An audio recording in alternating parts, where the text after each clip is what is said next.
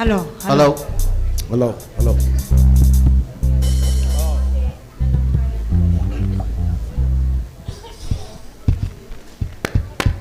Hello. Hello. Hello. Hello.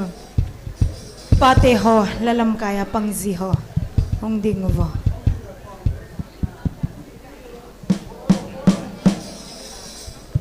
Hello. Mi pi ho zo se na bon savin sun pa dam na epe hipaw pathin kahin thang va e. Hallelujah. Amen. Pagkaya pa. Pa zo sen. Kuma ci bayu de na hong zin anom cho me.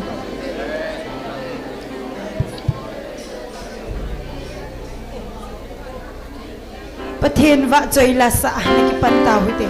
Pathin in ay han pi ho han sa kom hite. Hello. Sigan thei lungdon nagamahin.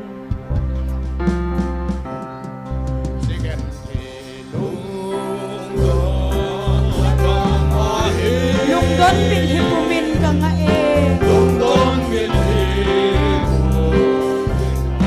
Dang lobin pagkay na yung pinlang.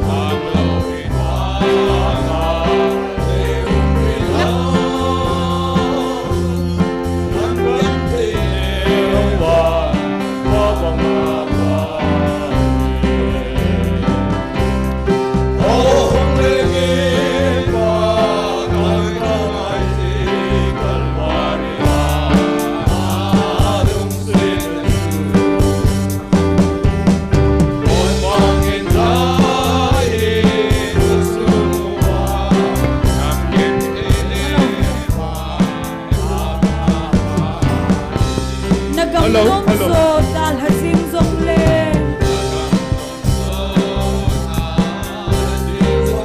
Mongbong kate pagkay ng taylong. Hello. Selay naw pangagakapit him. Namtin lumula na hungvain.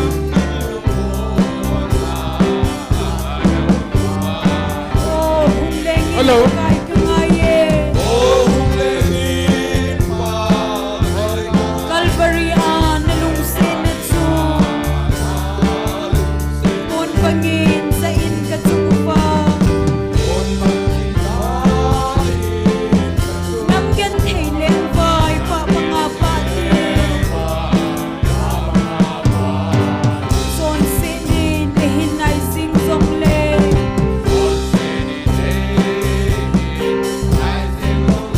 Tina timpinoya zongle.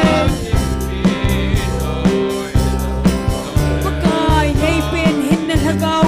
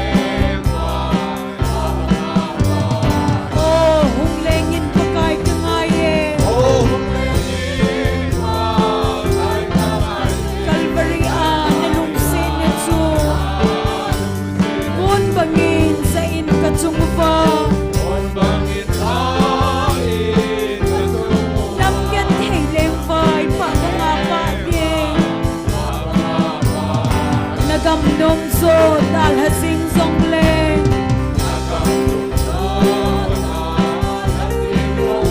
mong pong kate pagkay ng taylong sen lai nao banga kakapit hin nam tin lung mola na hung fain oh hung lengin pagkay kangaye Calvary na lungsin na tsu mon bangin sa in katsumuva nam gan thei leng vai pa banga pa ne son se ni te hinai zing zong le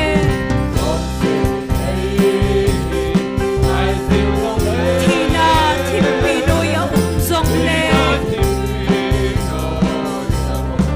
pakai nei pen hin na kau hi na lung sin na chu pa banga pa ding hallelujah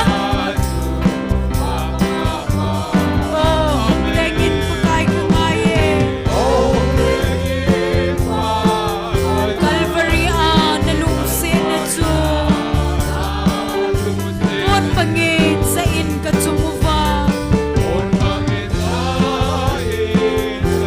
nam gan thei leng vai pa mga pate gan thei sala o van la luhu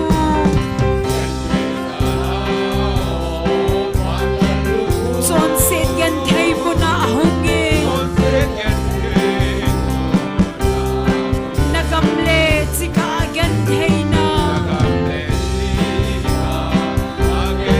kapa anga pa nam tui sin na pa oh hung lengin pakai kangaye Calvary na lungsin na tsu mon bangin sa in katsumuva nam gan thei leng vai pa mga pa din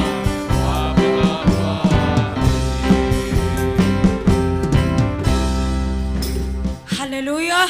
Amen. Chungvan munom ka ingot sa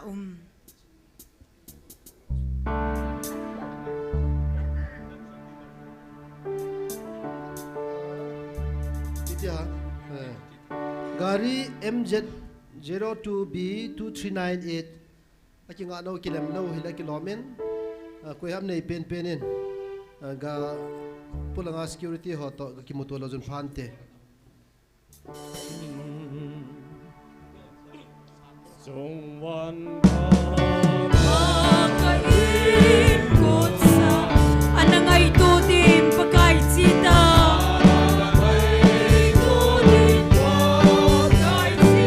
hatam na gam no matsu hatam sa lungsit ito loy punga ba choy asa singtingin kumasod o ngaylong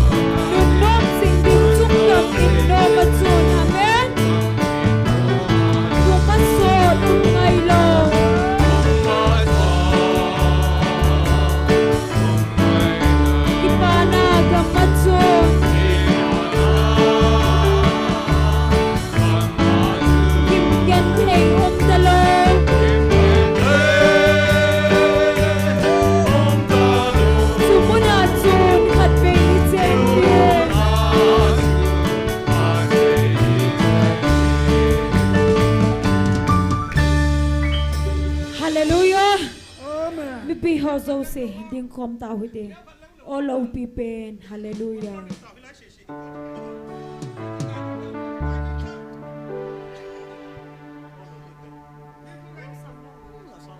Tham khất sự điên của bồi sang here.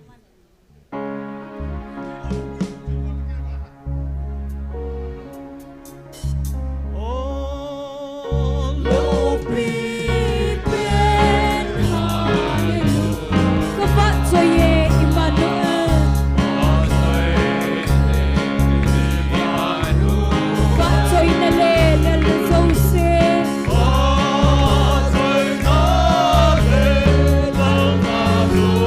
kun so le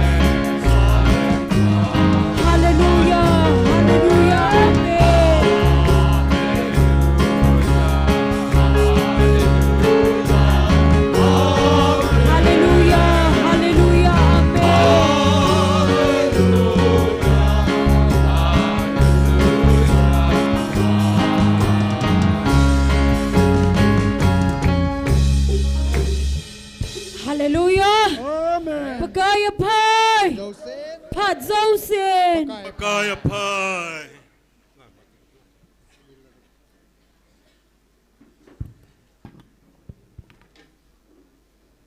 Tin Bible cham mun khan sim dong kate Isaiah bung som nga langa changup chang sigi mu thiam panin pakai chu holin nai lamam panin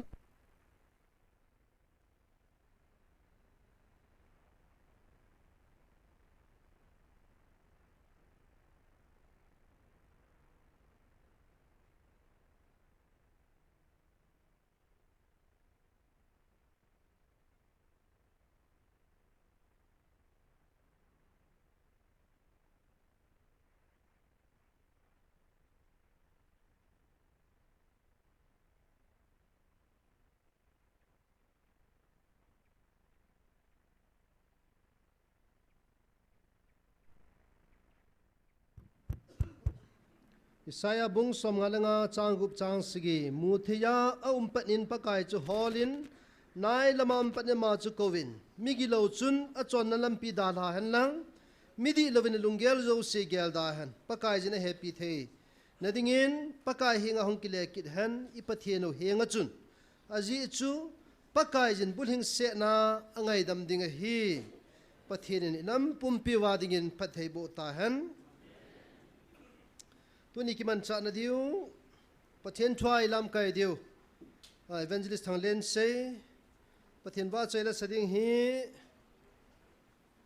nunga ching nau nu lam neo nunga chi chin pa ngam lal mer voice chule nunga ngai ching tracy amo cheng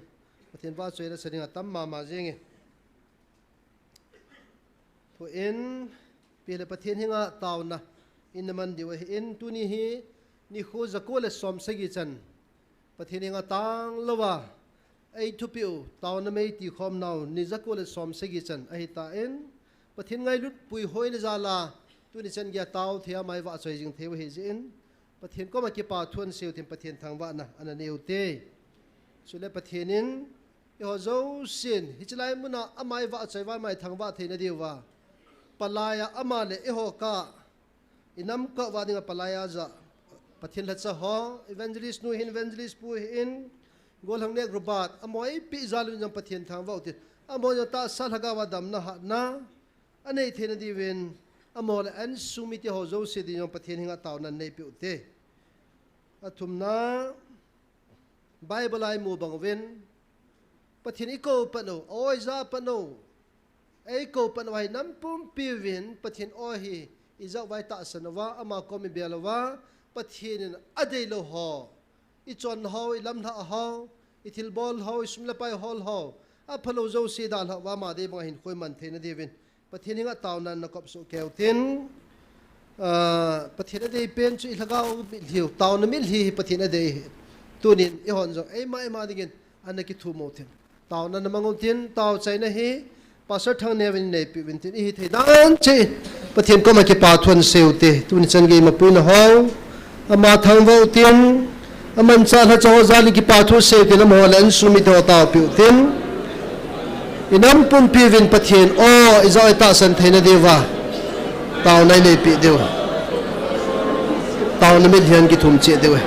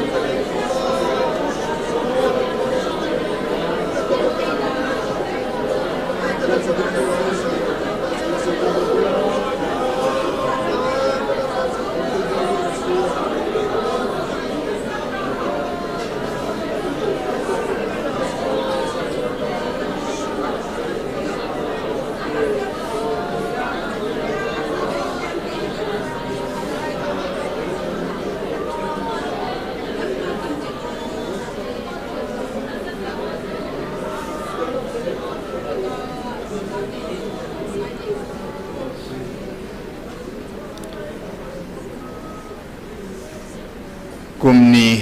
kum thum sung gal ka hindo na wa pakai ta sagal hile tunit san ga ka din zone ding ompoin him la thala ka sa di hujong la pakai him la thal mei sang ka nei po vinahi milhia gal sa dinga tauna gal sa dinga pathin ka zoding kham be bawa pathin nang man gal sa dinga nei ko zevina min theng ka thang ba vinahi Kasipay hosang atam zonangin na vantil nang masipay kalmo na sol pi uva ne din pi zalaba tunit san ka din zo heti ka heaven na vantil hosalen zong na minting ka thangba uve tunis soon hagaw me ka tina ding uva nalhat sa tezo sikapan mun si vanay din pi kidovin nangailut ko nagala hiziin kanam pumpiu adia kang pok pisay kul hangin zong adia pakay gansa zong ham gan hing kidang dang kim muna lang hon song tu sunga tu ne dan phat ta hi na ko no za te te na ding ovin hagaw mit va na pitan din ka tao pi uve ta sanagal sa dengan ei ko hin o ta sanaulang pathin tu nia na o hizaw lang pathin tu ni san gen hitsan ka chung ba thu gim na jong thong da ponte ahin nam lo salte ka hivin nam lung ta te ka hive nam lung kho te ka hi zeva pakai tu ni san hi sung banga lung thimpu kaung na laiven gal ka nei sing na layo ve ka galo be thei pu in ata san lo hoding in gal thina man na lung zingin ata san hoding in wang ki pana lung mo na ka nei ve ka nam pum piu nei ko naw hi sin akida hom lo hela no ka za te te na ding ovin tu sunin zong nam pi ding in no ka za na din ka taw khom ve ka phado pada jot san gya nalhagaw thinga nei up khomova navan til hol navan mi thone ki thopi sa ke dova nalhat so zo se ading ta phot nang man hagawa hindin pedingin na khuda hong kil hanin na thisani nei sel gu ben nang nei lu nalhagaw thinga nei sumdim so ke devin pakai je sumna ka hong ta khomo he amen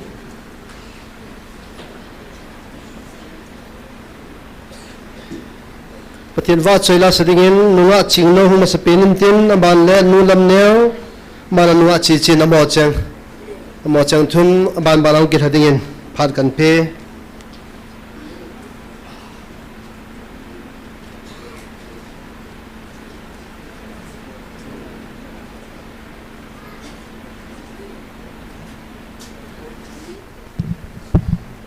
Pathian va choila dingin abol hangam tai thula chon sange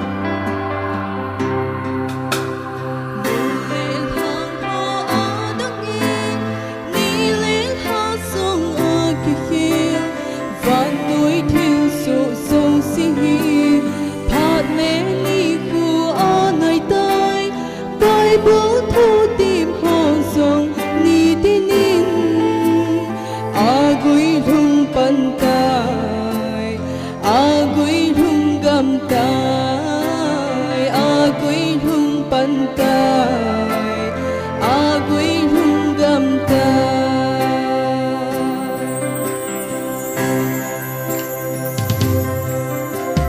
thiêu su sâu si ho dan hi phiêu vin thiêu su sâu si ho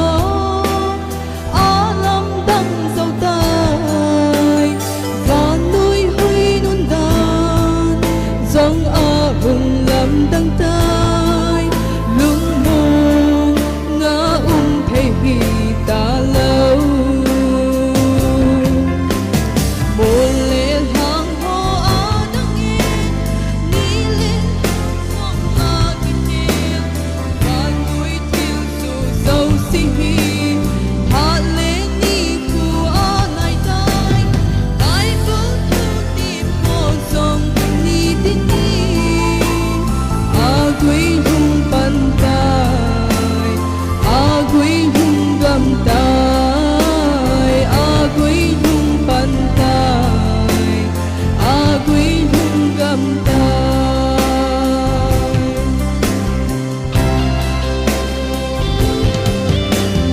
nam tin thung tin sông kỳ lung khan hay lâu nu cha pa cha ki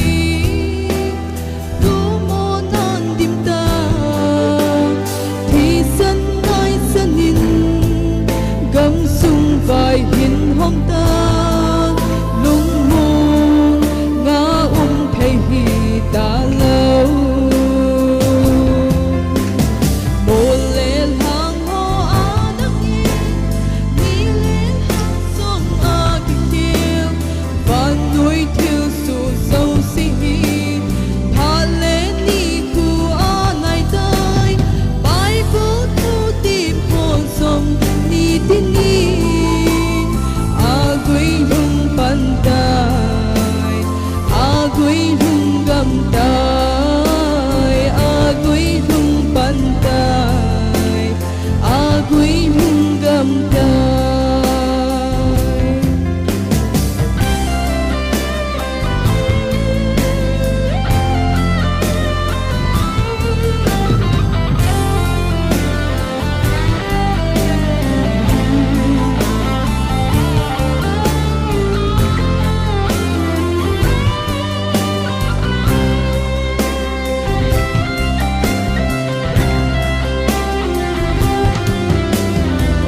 su ho hi mi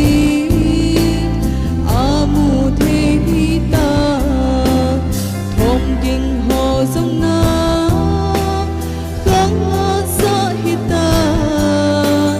zo na bang câu ý ngây na lại điêu hăng tu nhìn ba coi chu bèo tao kê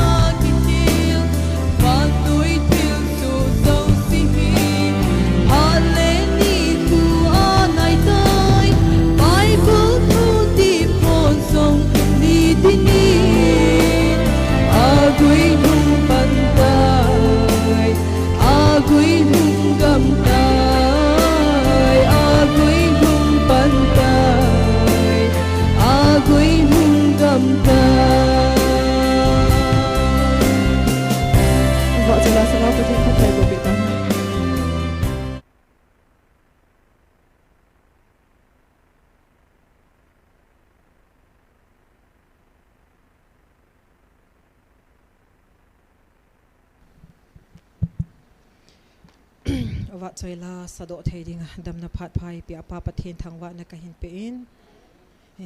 pathian wa choi na ka hin sa do ding itinop hetam pakaya ki ngai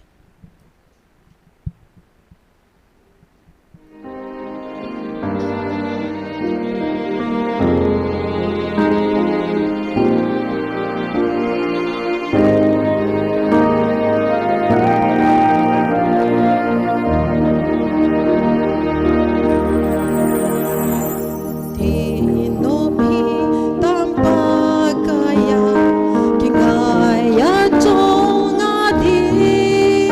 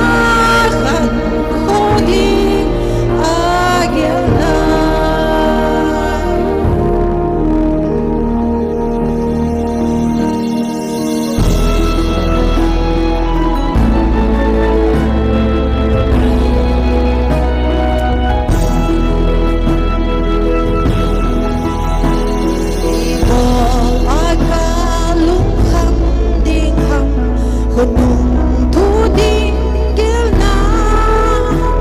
ibig kisat biding ham bagaya ki ngai leng na lung ge lung khang na so se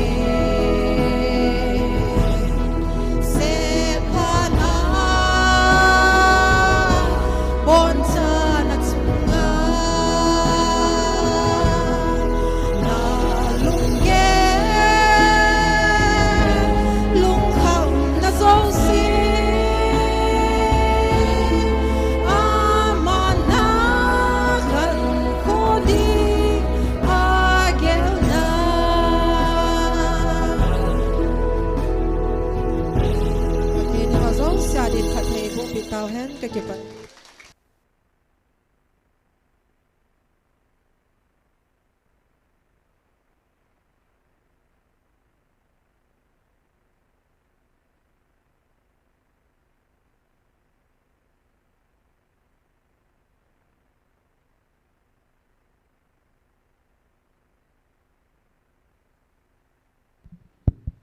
Mi pi zo si sun pha pathin ba choi na dingin damlai hin kho tila chan sange asa thei thei na sa khom dio hai na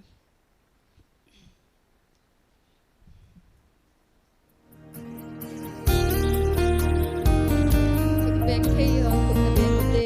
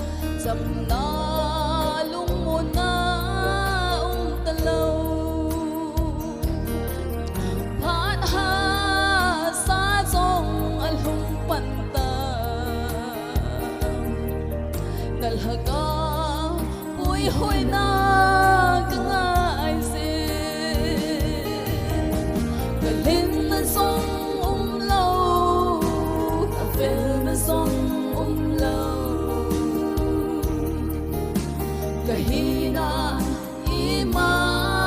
ta solo song le opaka na ngày lu na vanga thêm trăng đinh mâu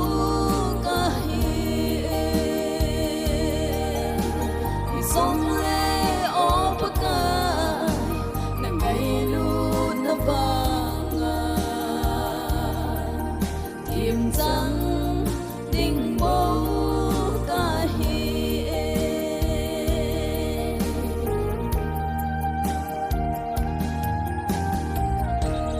thiên ni bon chawarin phathi bo pe ta ki pa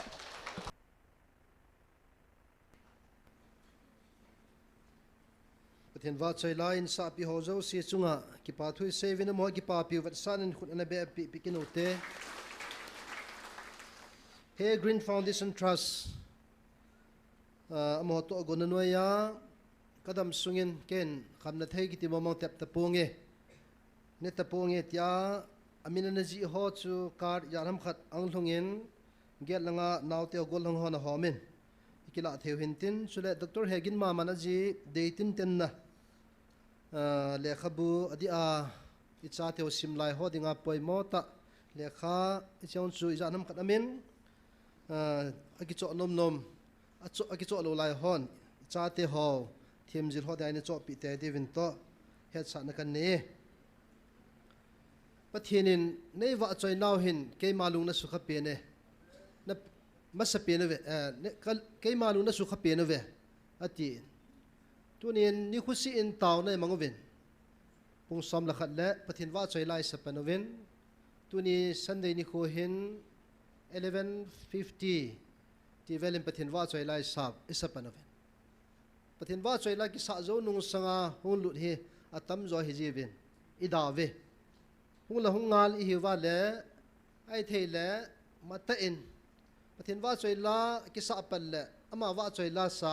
zaw pan thei dingin pakai minitip na kan nevin sule i hwadi nga jong phading a he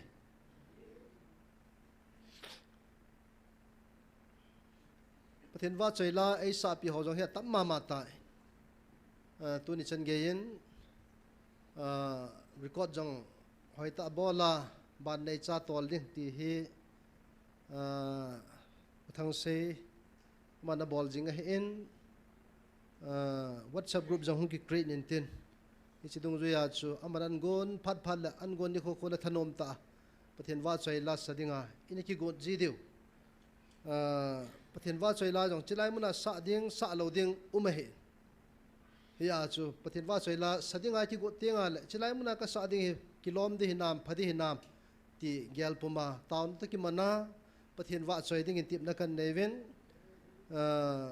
ichang chu i had diwa khota dia pathin wa chela so hodi agam phone hin tin generator thau he hapta si in ichovin adi en sunday ni khuwa eki phalna kham khami to ho hin in cha jing to peven tur hen khat khelo la zawa lai ta masa chun liter zakhat akilai thau hu ha kipat til chat chun tuni chen gen amana ki pinai pu in azu ho ko ma ki bajing na lai a he hi chong he pi api theidim wala ki za to la han himpi law chun phan tin chu le ke hapta si in hi za nim pangi nge ai ro lakhat la thau hi za chong e ti imu zong la aki phalim zong la iki za to te he ti chu tip na kan nei in tu in pathian wa choila setting in nunga Tracy chule mere voice hoi in chule pangam la le he amo chang pathian wa choila setting ko tin chi sung chun iki phalna kham ana sep khom kin otin amo pathian wa choila setting phal kan pe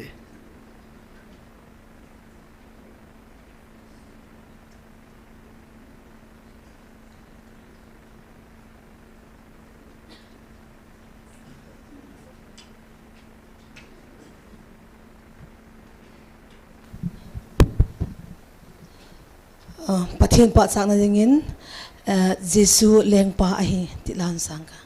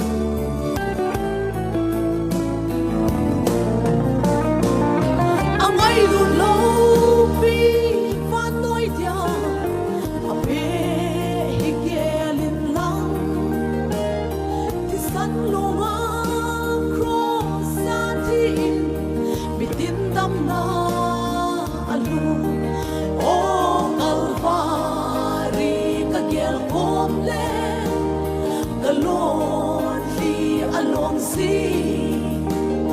a thâu ki vai ti ka het in ki pa in la sang e la san se su len kwai len zo se le ma zu van til thiên te la ngay sa chu ngày lu la ngay ai van til thiên te la ngay sa chu ngày lu la ngay ai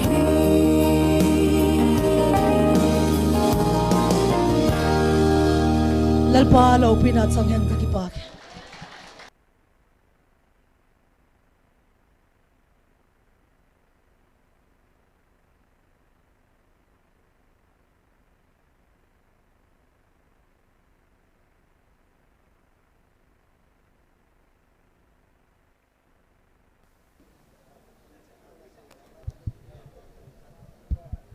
Tuni pathin wa chơi la sado ki the dinga ka za lewin phat pa e piu pa pathin thangwa na ka hin pin son sit lungdon gim pomang ding ti hen sa ding wa hin alai ke man kan del han hin golin na dei mua na payem tawin pakai hing thunin ti la kan sa ding wa he Hello.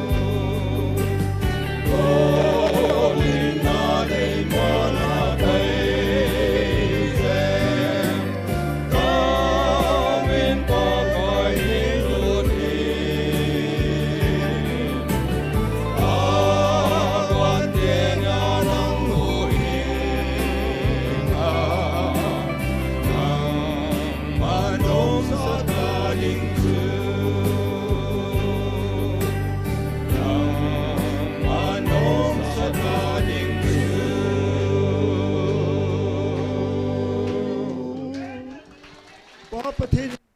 ว่าที่พระเทพปิตา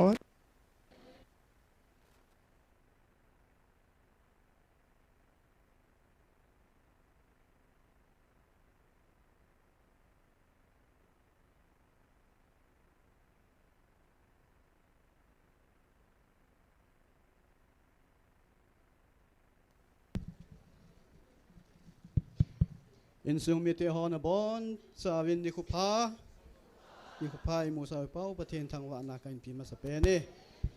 ke le ka loi nu in zom pathen thang wa dingin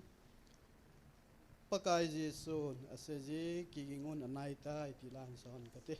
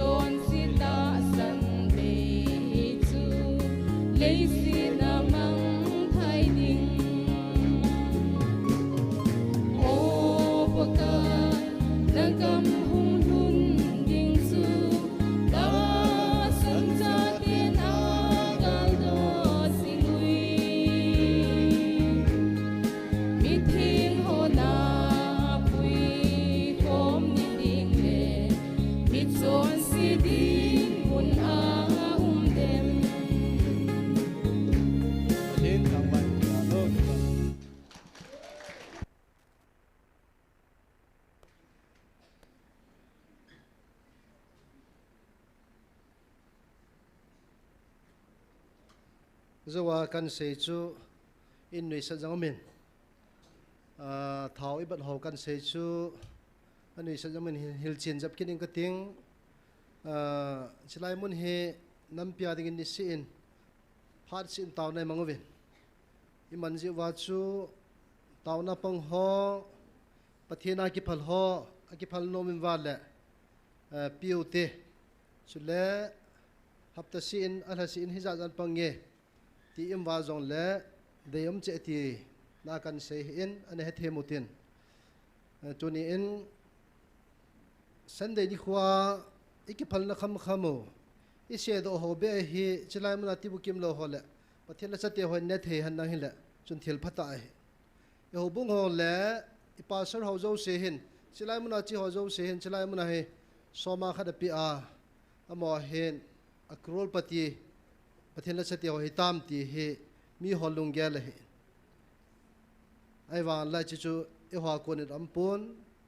I khop na ho win ho bunga hoi ta in soma khadi pi wen he ti chun I khop din lon non ki khop mi ti chun khoi mangove hilai muna new khat se sia idon ho be he ala sa te ho ne the le ti de sa he ya chu chinia idon do ho he thau cho nira sangup sang se sang ge ti la do le imam ji lo a hi ja chu akiphalim wa pathel lengam na tong nom im wa le piu te tia kan sei thu he chane te mo te tu in pathian ki thopi na puma a chaina chan ei lam kai diu phat mang dingin pathian latsa pu evangelist thang le se ma phat in pitawe ki pa piu wat san in khut an beng so keute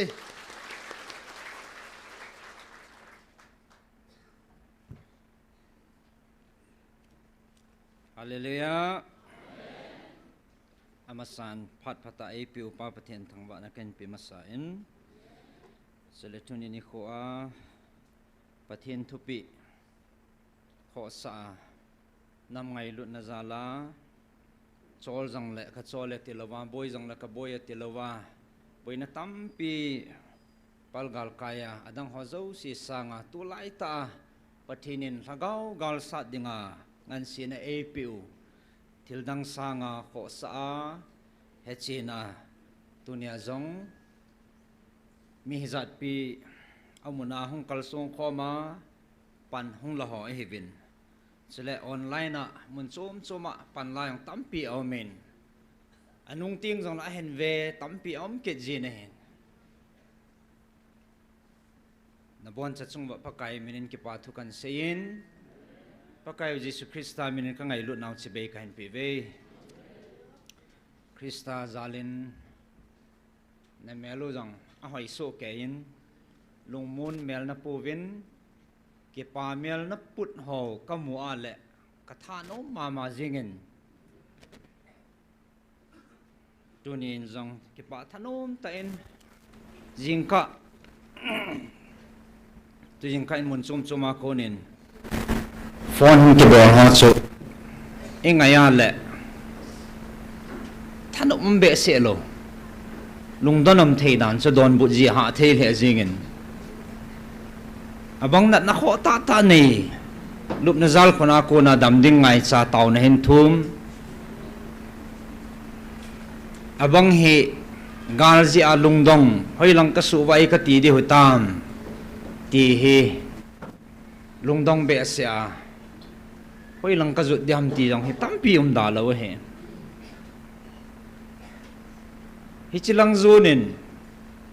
hi tin khatin tin mi hinga ki sei thei puin ken ka sei thei puin pathian in wangi boina lo devin abon chan e hil so kevin tu chana e boin ho hi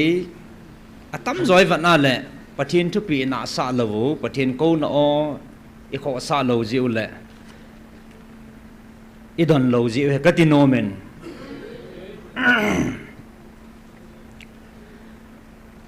ki pam ta chu chalai mun awang hen pathin ki tip na thon lovin ep thil so hanang lung jong le adin tuni ni khon jong mi hizat bi he dim set to na chang lo jong hen langa ko step dung ki sana to jong ta vin ai le hizat i khop khom wa ki pa thanom ta ปฏินิโหคมว่าปฏินิวะใจเทียวฮีอามันตั้มเบสเซจิงินตูจันว่าใจลาหงกิสหออิงไงอาจงเละตัวนี้จะขบมาโลดหิงเสียเลยกเตียตานอาทิตย์เทดานโนก็กินซาโลปีหงดิงตัวเอ็นทุเสียละสาเหอาทิตย์เทดานโนฮีที่จงเห็นปฏินิมปุยนั่นแหละปีนะปฏินิมันสาวเหตีอากิลังเงินปฏินิทางว่าเว้นปาเตหอยองซูเทียมมองวินดิ่งดอเจ้าสิว่าใจละเห็นสอเจ้าสิจงอังปะไกมินิกิปาถุยเซเวจิลายเห็นปะทินเกาทิ้งหูปีนาวะคำจังหูปีนาวะเห็นทุกิลตาขัดกิปามตาขัดสุอิปิฮัมเจเลปะทินลุงเทนหอนปะทินอีลุงเทสานาวอีโบเทสุนปินจะอามาวะใจไล่สาเปาเฮอดังเห็นเมงินจำกิมนั่นแหละปะทินลุงเทนดิ่งฮีอีโบลโดเดียวเห็นตั้มโลเบเห็นก็พับปีเนี่ยก็จำกิมปีเนี่ยที่หัวซองนี่ดันขัดได้โลเห็นอาจจะปะทินกิป้านะปีนี่หัวนี่บอลที่สนุสูลุงทิมกิป้าตาปะทินว่าใจไล่เสาโคจูปะทินลุงเทนะปีนขัดเห็นสไลเห็น 4th December 2025เนี่ยเอ็นเอสปีนั่นละว่าเห็นมุนขัดกับลุงที่มาห้องเจริญเงินกันสิมดอกโนมินตัวนี้หลักว่ากัลส่งดิ่งเกมันนังหอกติบในเฮวินหากเอาบัวเกมันในกิปาสาเทียดีโอเฮบเวอติสนาตาสลุงเกลหอนาตาสลุงเดยหอเกียดิ่งินไอกิปาสาเทียมาจ้าพัดซูมนาอุมปุยตุมยิงสยาขุดเบตโตอาเกมันในวัดใจนาวจุเกมันกิปานะเฮฮาเลลูยาตัวนี้ประเทศนี้ว่าใจนอเฮโลปีกษัตริย์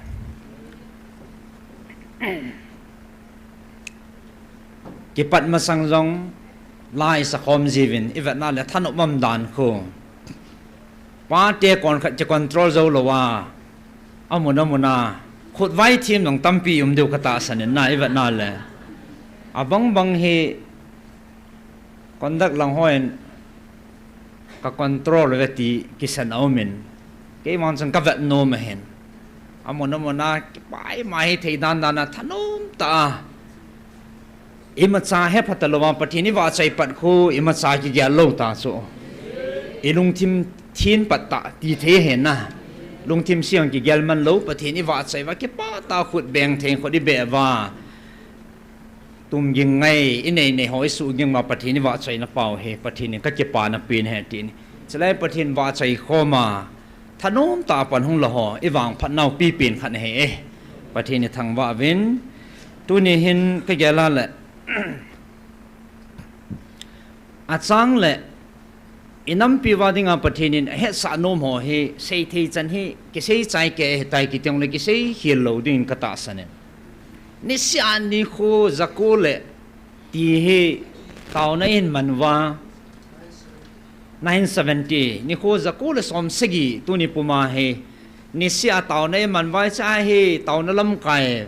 ประเทศรัชหออินเสียที่จะนั่นเสียอินน้ำว่าดิ่งเฮกี่ขอมาตาวเฮวิน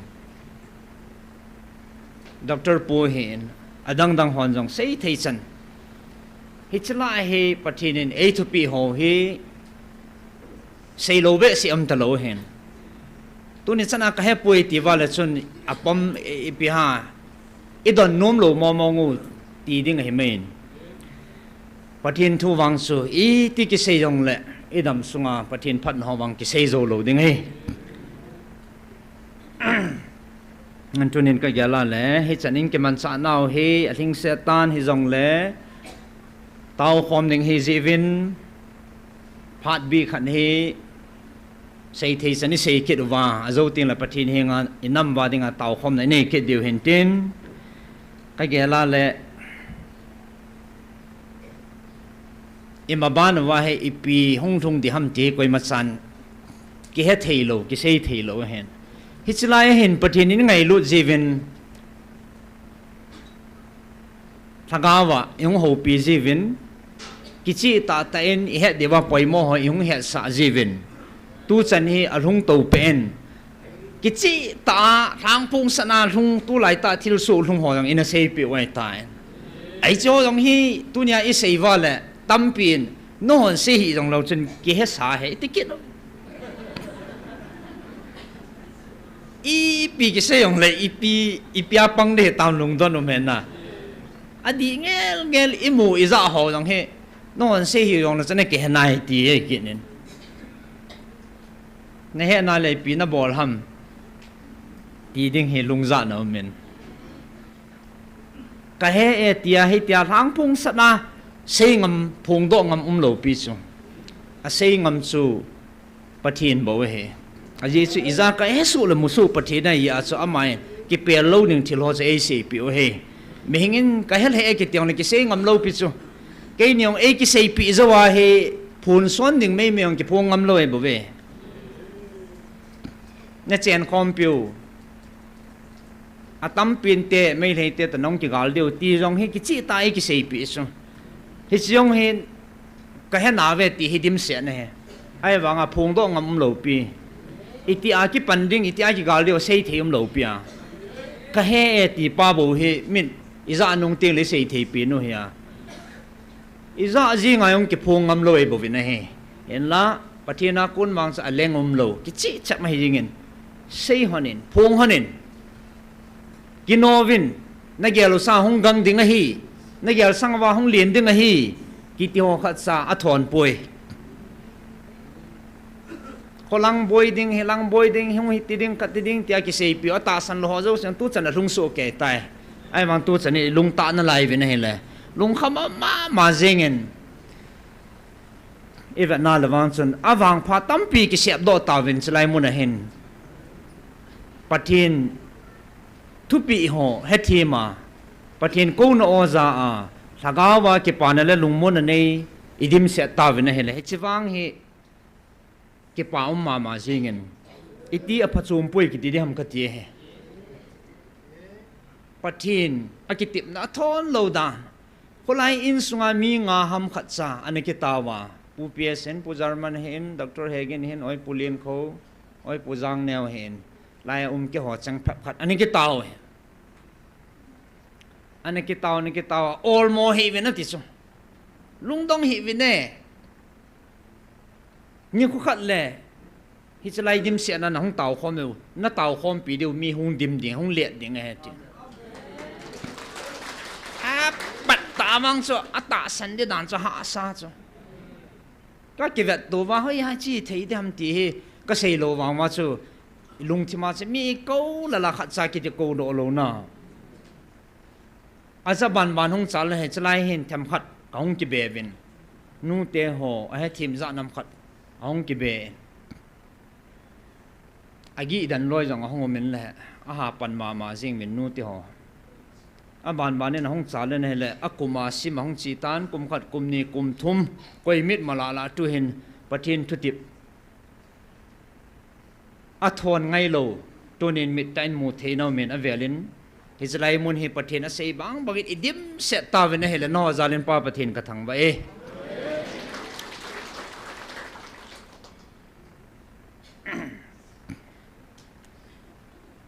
ya se tu yang ka chu phone hong ki bol ho chi za na phat ka ki ho naw chu ha sal he jingin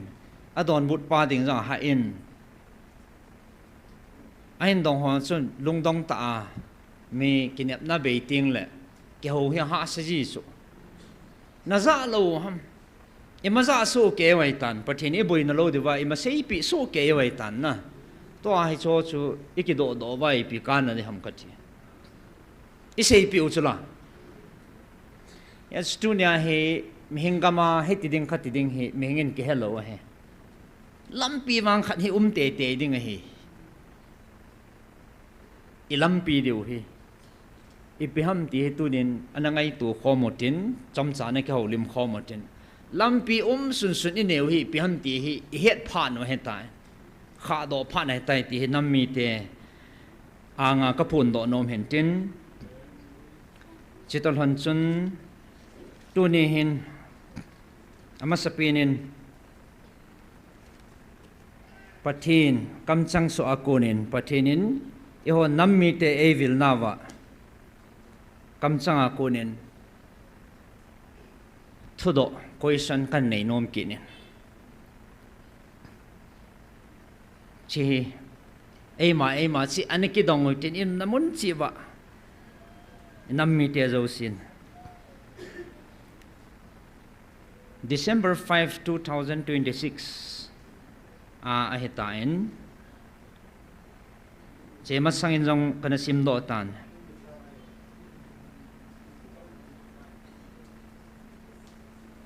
oh sorry 5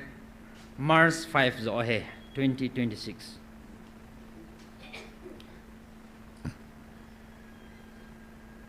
thu do chui chi aji chu hi chi chunga thanei chu keima na pau hingjing hat chungnung na pathinu keima ka he bove vewin nang ho nammi te keiman ka ho pi ne ve ching ki sa a het na ki sung ho hoya gam he tawam na het na ho chun hoi chan a ho kel ham hoi chani phau tam tunin ki dong te van le sit kho kela het na chi na nei pa hingjing hat chungnung na pathinu na bel pha no he talo ham na chi naw na thip naw na het na wa na din na lai deu ham nang ho het na le chi na ki son naw chu keima pan na lawa mi noi si le chut pha na pan na deu ei bo ve tun jong nang ho a machal na ipi umamo e wa ko na e macha sei the nei nai po ve pon te ati pathinin aji chi tua nang ho do khang chunga to ka cha te nang ho bo ka het pi ne hevin hallelujah aji chu chlai i ho phat wang hello pathin thu pi ai ji a pathin pan la na mo nei a cha ka het pi nei ve ti he hallelujah ke ma pan lo ho nang mo het na chi na ni ki son no ho wang cha khat cha ka het pi poi ti chu i pi na bol do vai chan na pha ta wam ti hi thu do he tu nya he ke ma zau na lo wa ta sa a chi na ki sung ho nang ho ka het pi lo ne hi ji ovin chal pon te chal loading pathin pan na lo e ho ming hi na ta sa ki son no e ma cha chal ding om poi ti hi tu nya thu do ikinei chi wa pathin ni nam wa dinga he ipi to gun ani ya ipi mo ham ti pa he atha gel do pha noi tai ti hi avel vel ai ki tip naw he Sitalan chun pathin Bible thing mun khat kan sim do no men tunia mi tampi e boi naw he kinil bo tam na adi poi ata san lo chati khati kinil bo tam na ni nei ta vin seiding a be hil zingin ichia e boi ka wa e ma tha pathin na galu ka tu tang pi e atia gal chip zena pathin e koi pi wa normal life hin kho ngai na bangai man theu ta sala gal la ki chai nai lo wa ni si a bazar la ki hong gal na sta ki pat ki la school jang khat cha ki kai ta lo bazar jong ima cha thei ta lo hen to a he ngai na bangai hin khoi man ga moi tan hoin ko zo si ngai na bang ki hong tan school ko zo si ngai na bang ki hong tan bazar zo si angai na bang ni si in sum kol ve no iza kai lo ho thing po pathin ngai na bang nei koi ta men gali tu tang pe vin na galo ka tu tang pe gal nei lai chu gal nei lo bang mo e koi pe vin gal ki chai tama pathin e koi pi a picture e mu sa wa he chi chu e zo sa o chu aza chana pathin ta e pu yo he in e zo yang chu tot nop nai neu he gal ki chai tai na ti ve tia he a bel bela pu pia si dem nop na changai nei ki no hen a khotia la gal thip jan jan em pau hi idei lo ve sa na te ki lo he pathina dinga chikom kal lai va na le e hon jang hil thei chan i hi lo he ta tunin seiding ong be se ta lo hen hi a chichlai bible chang he khan sim do no ma he in ipiam jele kinil bo tam sanga chu thil hi adi lo chu ipya ke hedam tile bible in aga ke hede hatis aga vet de hatis tune helai mun ata lo kinil ke hanil ngai hen aga chu vet ding a hen ti pa ka sei do nom hen tin Matthew bung sagi chang som langa ko na in simen ka te som ni chan he athupi hi thing phung aga na ki he Matthew bung sagi chang som langa ko nin som ni chan ana simute kel ngoi von kivana asung lam la ngai hang ta hi thiam gaw them na he ngowa hongji ho chu kichi theijun ama ho chu agawa ne het jing ding o he mi min lingphunga lingpiga aloa a he lo le me thai sial tholinga thei chang alo ngayem ichibang chun thingphung phazo se aga aphan thingphung phalo chu aga apapu na he thingphung pha a aphalo aga theilo thingphung phalawa zong apha ga theilo a he thingphung aga phalo changsi chu ki phul hwa meya ki saplu ji he je chun nang hon ama ho chu aga wa ne het ding o he pathina thui sim doi bon cha den phat thei bo pi hon lang tunin chalai muna tau na a hong khom ho zong pathin ko no kaza in ka he thi min ka ta sane ti ho la zong i ho zong tu ni hin ki khul phau hetin ichan ge imu chi na ichan ge din munai din ham ki ve phau te ho zong itabang gai siap do hinam ai lo le hislai muna ga chu nang yo ne het chin hina namu chin hina ve phau te khul chil lawa ve chin lawa angai naran khana mi hilai khon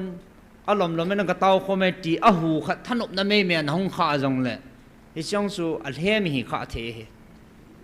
i chu chu na he atta e hi ngain ade dia ga la panga hindam hon jong aga hi veo te ka ti no me ikinil vai ki dam dam sang win tunin slain pathian zalin i ho mi hi nan wang i ma cha chamkim nei nei po ve bol thi jang i ma chai nei po ve hinla pathian zalin pathian minin ito ho itham ho ikiman cha ho aga he mu thei tam piam ta na hele tunin pa pathian thangwa ne pe ve pathian zale he bon cha hallelujah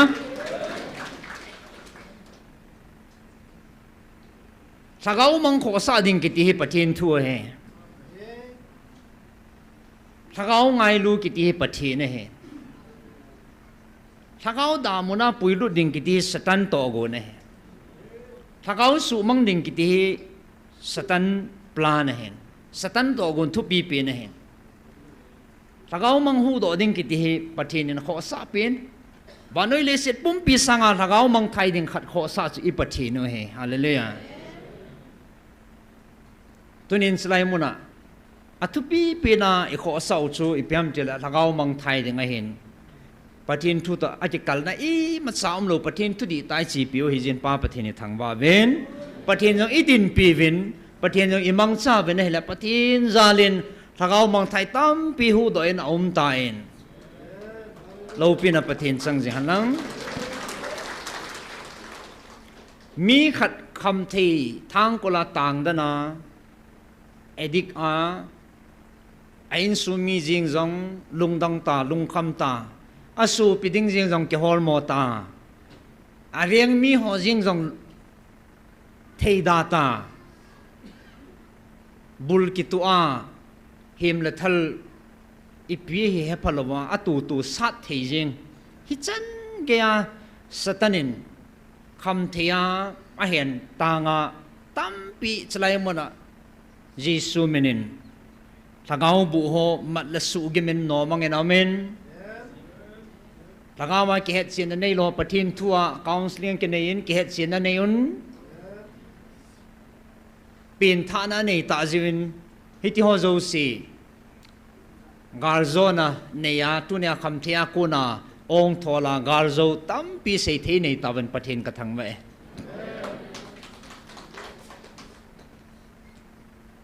anh mình giống dạng nào cần xây thấy đến thì giống lệ ông tài in này ta về tiền lệ à hi riêng anh na thì cho chú ý họ cái phát sinh nó tiếng Halloween à gà ba cho cần xây hè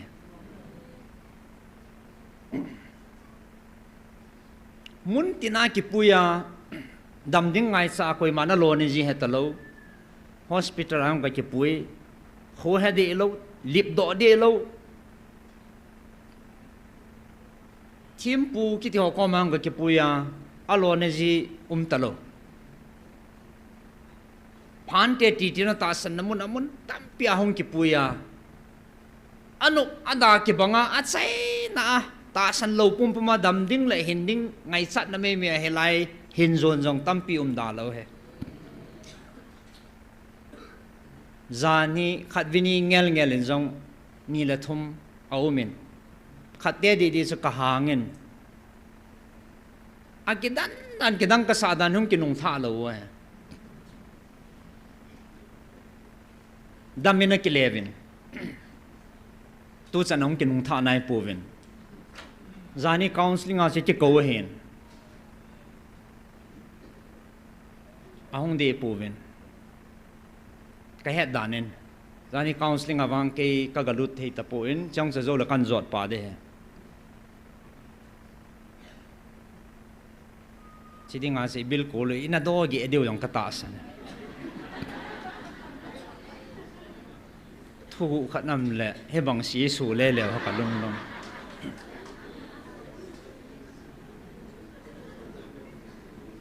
kidang ka sa cho mela mel hoi thi na satanin ki chip nop na ne he dim ta si gam sunga khang tha cha na me pasal mel hoi ta satanin ki chip nop na ne he tam ma khat vinya hong tiang ka long dong mo mong he an pui ho yong chu ake ha tum thei dan ho chu no me ho di chu amit nu bo do chu anoi lang jang tu mo alo lang jang dil ko ma ake khi ke ve thup chan wa amit bo siu do amit on se mit be na like it ake ha tum tam me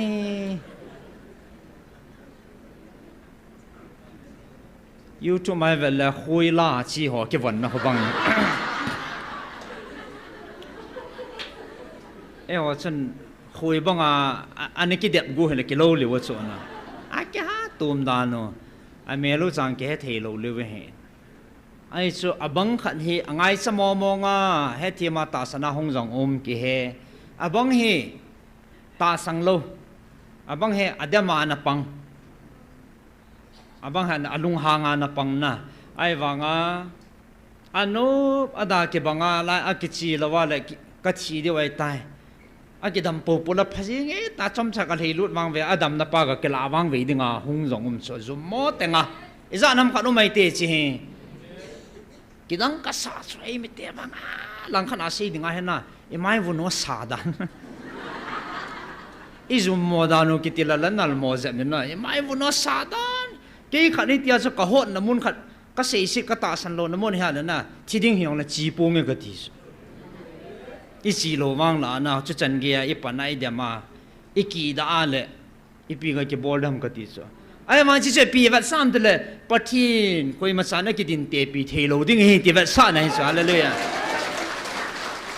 pathin ma sa koi ma sa ding zo lo ding he ti va sa na he hallelujah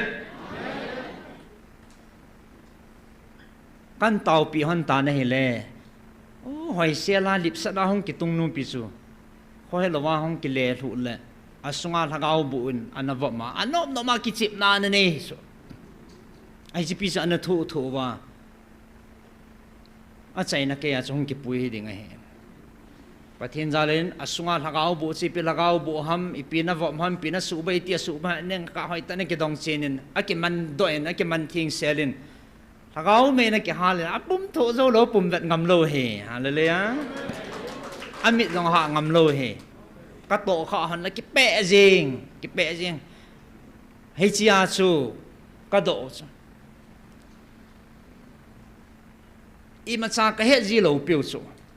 à chỉ là họ là gạo bộ vợ họ cái mặt tiếng là họ các độ vào là anh hiền họ lùng gel na tổ họ âm họ na tổ họ bọn anh sẽ bị phản là cái hết gì chứ khăn nuôi họ không liệp độ số thu sim cái gì là cái tổ chất ở tí giờ lù na tổ họ mi tol le wain ba na za che ke chu ipiti ne he no hamata ke he ti ke he no ham ano hon la ni sei pi lo ai wanga na chen chin a ban cha ke e tu jat ke he no e tai ki sial thei pu na te ati za dan nan chu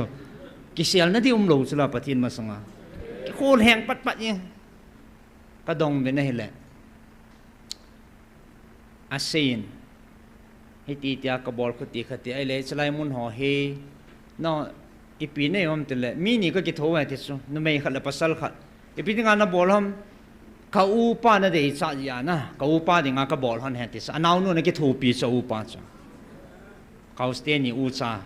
anau nu ta ki thoa ma cha bol han ngoi de agim si na ha yi ngo sa chi chu hoya dam ta ding hospital a lo lo cho kaw bol ki ti sa ng ta san lo le doctor pu dong aven akoi vam na lo ti sa ta san no hawang chu henge patinin miching mithim e koi pu doctor ho zut ding a hen thangao kilo na to na wang chu jisu mena bo dam ding a he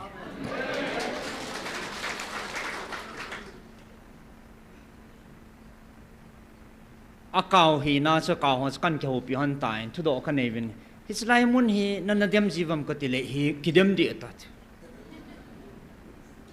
o khotiale no ho cha cha helam kai na panda no na ti ki he so ai le chlai mun ai thakau bu ho ki su gim jo na ne he jiom tile ki he na hung kham ka te kaung kha po ve cha na gin cha da no ta bang nam na nagal he no ta mu na nong ki pu lu wa tua thakau mei sa ho he na nagal he no to hoi chi na gin cha ta bang nam ka gin cha sangen a ha e Hallelujah. Atho lal nano so kagelo sangen a he etis. Na he kaloi ho ke ho tabong thagau bu ho nan mat jiwa nan su ba ke ho te ma am dan ti su kaningu ke hal jing la ka thei da ve ti so. Epi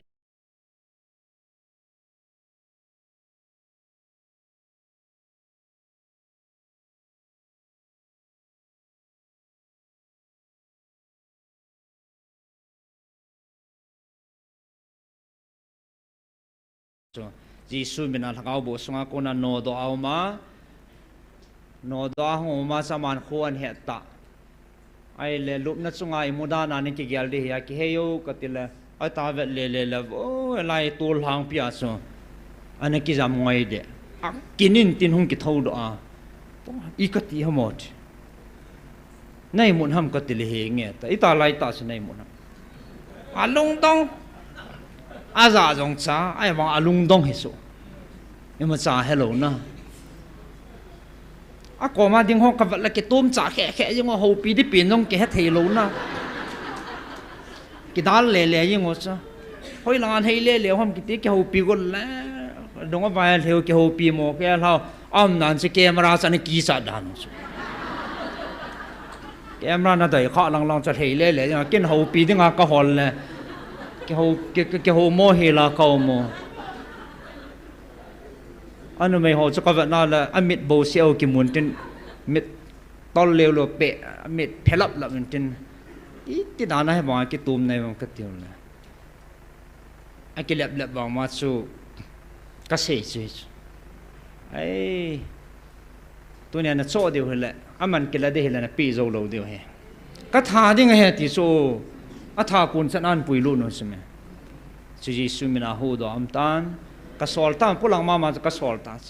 ka sol in sunga ka to wa le khat te so hong le lut pe ken mi ipi thu kho tang se ham ka ho pi no me ti pi ham sen te cha bang ke lal su ke ho video chu ni su mang pi bo at ke ho video chu ni su mang pi ve ne nin la pi ve ne ai di je bo chu ipi ti ham za cha na met chalai hong su za chao mi ni mun te ti na za chat piu chu ai wanga adam na pa wang cha de a de ke no chu bonga za cha chu ipi kho kho na hong ham ka ti koi man na ko pu vin ipi na hong ke ho lo wa chu bonga hong za cha nai wang ka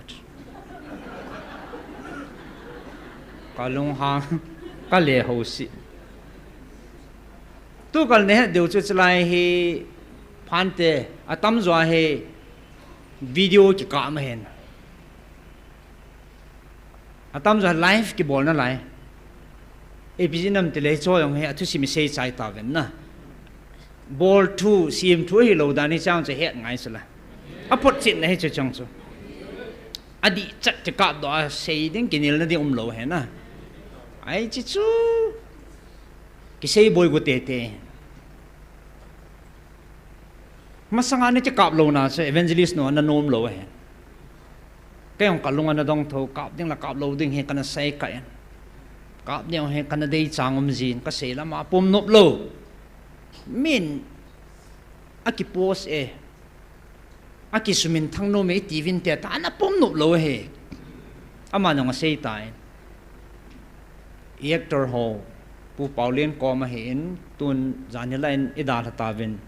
pu pau neo ho loi kimi ho loi a hong vin amo hin nasata advice yung bol vin le kong kyo ho vin la tam zon kan phat sa wa taw na to hong kyo hong hin no hon tunia na hong wa na hong dam hi mi video dam ho akiman ho na mu wa na hong ve ta na ga dil he nge ti su ai la hong dam lo si chun it ta hanang le no hon tunia he video chana na mu ta lo diu chu na ka ti he nge ti a khu tia le chalaya na hong the lo diu na dam lo na chi diu ai tai a phat chom na pa cha ka ti epija e ka mo ham Satan ki sumul po pathin isu dam naw le pathin mina igal zo na pau se pathin lo pi na dinga min pathin lo pi amu na ding zong a he Satan ake man hon cho ho ake su gim pat ko ake mu ki no he jang kya sei dinga chana kaw ho di ko na ki mu wa le ake chadano he ti ni ki bol the ti ake he no chuta le hello khat zong an mua a he na hung dam na ding ti ho he aphat chum na in sima le atam zo ya chung ki bol kha hen na ya i sei dinga le chla ya aga ho chakan se cho aga ku na chu ata lem het khan the ai tai ti na na iti ho zo si chi ho tha na hello pathina ku na lagaw mang i hu ba a thi ding ta sa lagaw i hu do pau chu ata ahi phat chin na hi aga pha mu the ho tampi pathian zala la ya ito ga ho chu tu ni lom ken sei jong la he sei chai lo de wai ta ya chu na hon aga an he de hi itabang thing phung ham aga ku na he ding hi atia le ga pha ga le a phung chu adi a hoi a pha ta ti na he hallelujah chu be lam ta emat tu the na diwa has like bible chance kan sim no mentin zan hi Saturday counseling hi het man lo kitile pathin thilgun a hi zan hin counseling a ke ka zau thei tapu in counseling hi a chi tha thei tapu in epizinam tile zan ha taw khom na ho tam zo chen in a het de wa he kapun al he jengin mi khat pa cho hongin ke holang gam kaya anasachi kan pui he hong ti cho hong thunun wa tu ni wa as oi pu bol tani bol deu het ke holang langa nasachi mi li kan pui he gam kai wa hen sei dang ka ting na ya cha anasachi chi hoyong ki su khom ja patin thua ki sun ho lim ji a patin tu se ya e ngai khom ang ke ung ke ut phal a chai na le patin tu in zo lal nei lo chu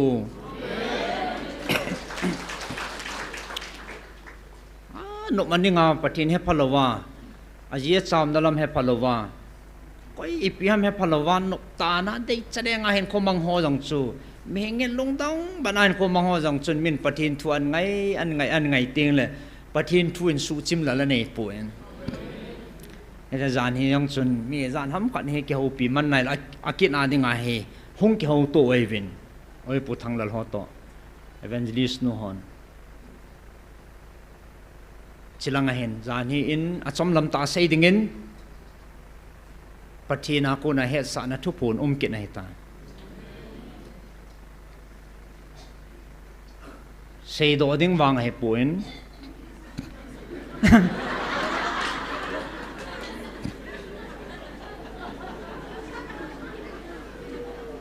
ke ong he evangelist nu le pu ps kan kilo thim da na te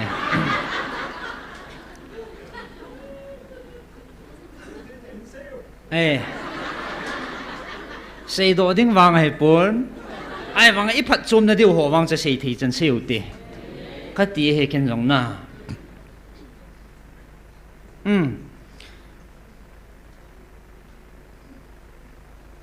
mà sang ông hệ lại muốn tải nghe nghe lại ông ni đọc độ đều hệ tia thu bị đúng rồi ông cái đom đó tôi lại tạ thiêu su chân đinh hung hung đinh pa in a say biểu chứ tôi na chỉ gal September 3 2025 nhưng cũng September là ngày na say biểu ta số chỉ là số tôi họ lôi tới hiện yung chỉ cắt đồ vậy ít chỉ vậy thì sẽ nó hung luôn đi hi kial phalo pia ama sa ho to ki chai nai lo hi ana ama sa ho to ki chai nai lo aba na ho hong thung ang thun ding ai na ma sei piu chula ipi boi na ding om katin na min lai nam lam kai he ding alom ho si siang akova ahung ding alom si honga amit ta hong ve nawa anakang ta hong zau he ta ai lai mi pi chia nen sta le YouTube mà cái pin là lai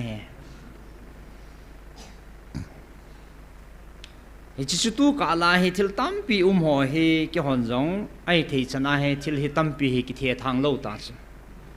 lai phát cái cha pan hong lo hòn vang he aboyum lo điều kata sane phát follow ball ho na boy lo điều hong giống lại aboyum cha asu sa he thei lo cả là hiện ra nó phát nôm kia nó cho cái chỗ cái gì cho cái lồng khăm nè khát hung lòng hung thâu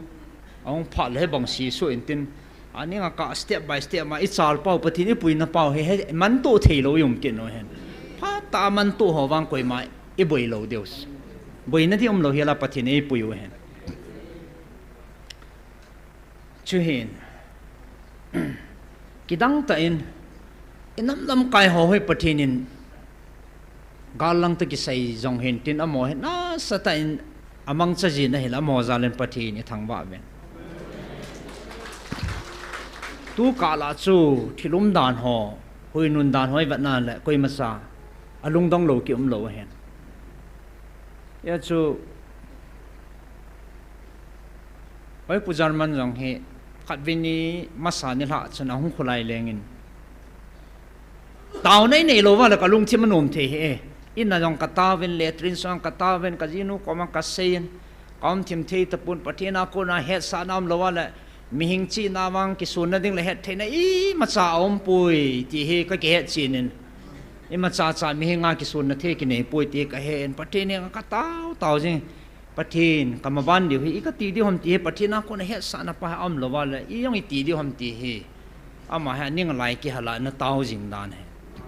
adang dang ho dong ta chu pu pia so yong i ke ho wa le chi chu na hi he akala nok no ma eu the ho hi ipiti ham lungim na ta inei lo ti na hi so nam hong boya la responsibility chunga chuding hi pu gi ama mo mo nga nam ngai na nei ho wang hen kho sa na di ta ne ka ti so he ti sun hong in taw na nei ding ho he ka ke ho lim ka ke ho lim vin gal ki pat ti lai ama sang lai thu sim ho pi so a sen video ho se evat sen April langa May thana gal ki pan hen April lang thu so ho chalaya pathin na na to dan ho le hoi mol leng ho ko na til tampian na so abul ki pat na lang ho pi chu tu lai tan kalung chema ke lang ka ven kalung jong a hel ji in laya abul laya gal hong ke panai taw ko mai ki tu to min hilong chu chane taw pathin helang dal ding helang he ti ding tan isi a phat cha chai sei pi lai ho chu i chu chu kalung chema ke lang in kalung jong a hel ti so kaum thei pu in atin cha chu taw na be mang khom te ta ka hong he tia a video che va sa ka va chai chat hana ka jau chai chat le kot phunga pathin an sol pin chu hung chat na he hallelujah pathin lungil ta san nei ta thu ma taw ho dinga pathin ha ki man sa he acha te dinga ema cha I nei lo pathin he e wana thum ji he lo thu he na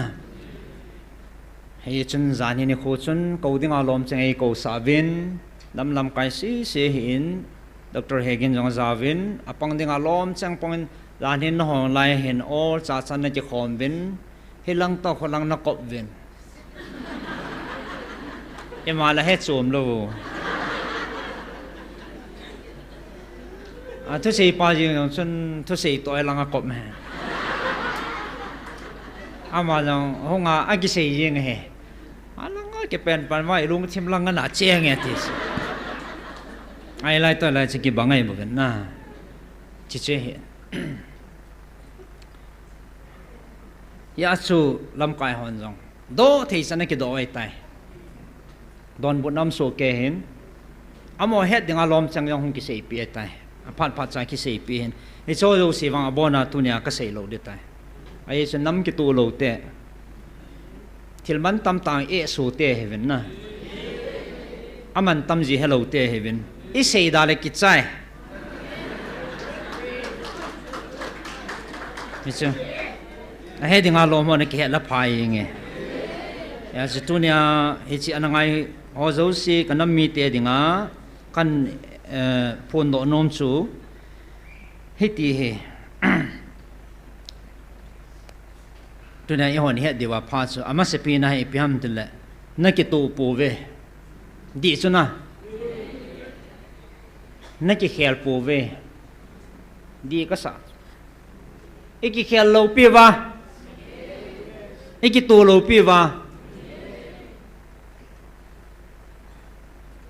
cho lại hệ evangelist nôn rằng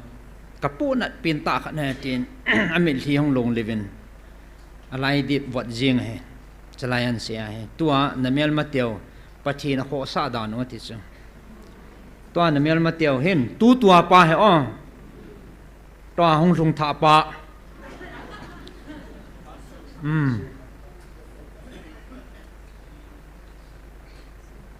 idam nào là bàn bàn ông cái tol đấy, hi tiêu chal nào là, này tuan amel mateo pathin a ho sa ve ti chna ho sangin, tu giống cái tu zo ve ti chun, alam kai ho, a ching no hi ta ta CSO lang hi ta ta alam kai ho hi, no ta banga judon ambe po ve ti chun. Ta là anh pi hỏi cái tụ về thì chứ, anh cái lùng khát gió về nó sang anh thì, hết chỉ suy ý tí điều, tôi này cái gel phát nó ngay ta sẽ nằm pum pi, hết chỉ tiếng gì anh bắt thiên nên yung xiêm phát gột vai yung cầu lò lòi yung xây pi lò lòi xây duy nôm lầu thu cho, cái lầu chal tê tê hết chứ, yung cầu nào cái xây pi hồ khô, mi sang à phát đinh hoài đinh lệ, bắt thiên cha hi na sulang đinh lệ lấy sĩ nào giống bạn cái mà giống chân này thì nên ngã bắt thì nên không cầu ý xây biểu bảo cho, ý mình thay nó điều khác chạy cái xây lộ, nó không bao nó bắt thì nó cái khát cái hiện nó lùng khát bù về nó thì sao, tôi chân là lùng khát bù thay lâu, à sa lăng à thang lăng à thà đâu à cụ kia mấy hoang cái bôi thay nó lại cái lùng khát thay lâu, à cho anh tiêu cho mình coi à hậu, anh mình xuân level hậu bung lăng à mình cái thứ tu thay lâu. Y ti gut mo hầm lung dong i cho do si lung khani ben ki to vin ti so tu chungai pathinin ming sei i ho ki vai ho ma chal bu nei ta lo ja pathin lagaw ama ta in i ngai lut be se jiwa i dam na te te di wa i hung vi lo su tu chana i tin jing su a ting ho yang ma na don bot ding a he jo la pathin kam sung so akona kan sim de no sang ki tu zo ve ti sla to a he imabanu i ti ding patien lagaw thieng ko na ai lo la patien lagaw vil na pa he na ta san taka sewa ti chu na ta san lo lai sewa he ipi ha ema ban deu chu ha sat na he ema ban deu inam pum pi wa ding he chi ema ban he adang hello ha sat na gal kil kitio he aban ba na hong kho che de a chi na chaya kan sei lo he na hitia se ene ki mat tu deu he lung he the ne deu le ene ki gut tu the ne deu wa gar jong hong kho che ding kil jong hong kho che ding ha san na hong kho che ding e pa the ne e nga so tau he o tu ni chan ge to nop nai neu เดมนบนายในเป่าเฮอีปีหงลุงงำตีป้าเฮอามาบ้านเฮปะเทียนคนอามบอสเอวันตุนี้อินนบเซลตินเอวจังแล้วหันพัดในป้าปะเทียนเห็นอิจาไกสุงาท่านในป้าปะเทียนเห็นอีตาตุจัดว่าปะเทียนอินปุยเดียวเฮอาลุงตาเขาต้องลุงตาตัวปะเทียนินอากุยเฮ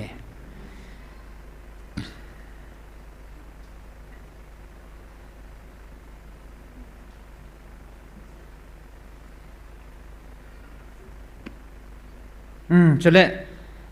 อะข้อปีนขัดสิพิมจะเละไอ้เกี่ยวกับที่เราหน้าปีนขัดสู้น้ำสุงาเฮน้ำสุงวาเฮคำเทดีไอ้เกี่ยวในเราดานอสอาจูจงอันนี้จงอะไรทูจงเกี่ยวน้ำโลอะข้อเจ๊กิติเล็กเสียเกี่ยวเราได้ดานเฮ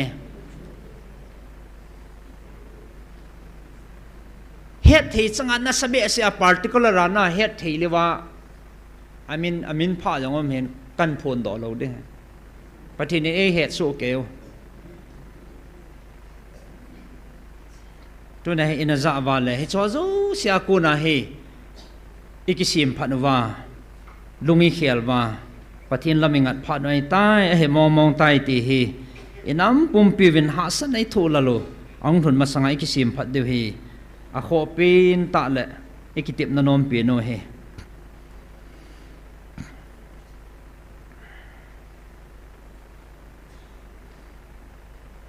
ชุดเละเฮ็ดเดี๋ยวปล่อยหมอปีนขัดสิพิหัมติเละเบลดิ้งดังนั่นเองปูเวเบลดิ้งในเราปีว่าตัวนั้นเมลมาเตียวน้องคิดดูปีโหฮีตาสลามาน้องหอมาติดน้องหอคิดเตะปีเทขัดสามป่วยน้องคิดดูปีเทขัดสามป่วยเตะบ่ซะนั่งหอฮีนั่นน่ะจอเดียวขัดนาขัดสามป่วยตี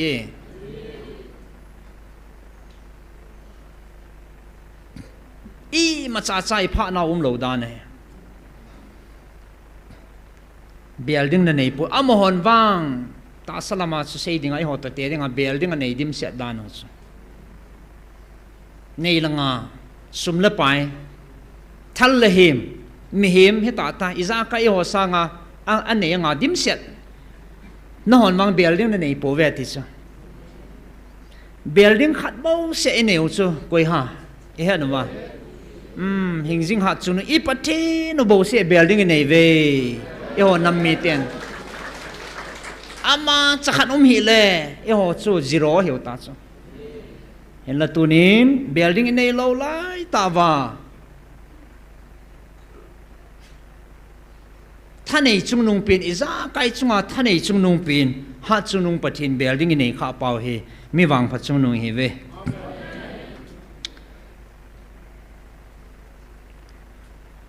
เจเลตุเนียตาวคอมนะพระเก้ากาลสันฮอ